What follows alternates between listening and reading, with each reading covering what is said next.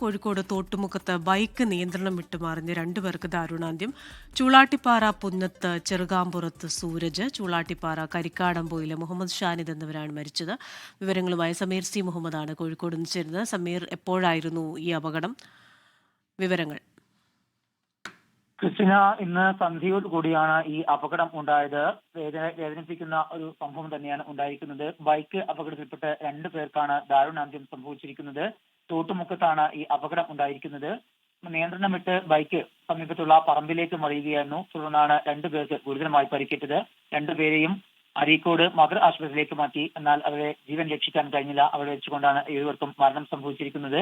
ചൂളാട്ടിപ്പാറ പുന്നത്ത് ചെറുകാമ്പുറത്ത് സൂരജ്, അതുപോലെ തന്നെ സുഹൃത്ത് മുഹമ്മദ് ഷാനിദ് എന്നിവരാണ് മരിച്ചിരിക്കുന്നത്. 2 പേർക്കും 22 വയസ്സാണ്.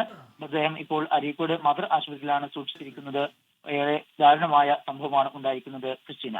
ശരി, സമീർ സി മുഹമ്മദാണ് കോഴിക്കോട് നിന്ന് വിശദാംശങ്ങൾ നൽകിയത്.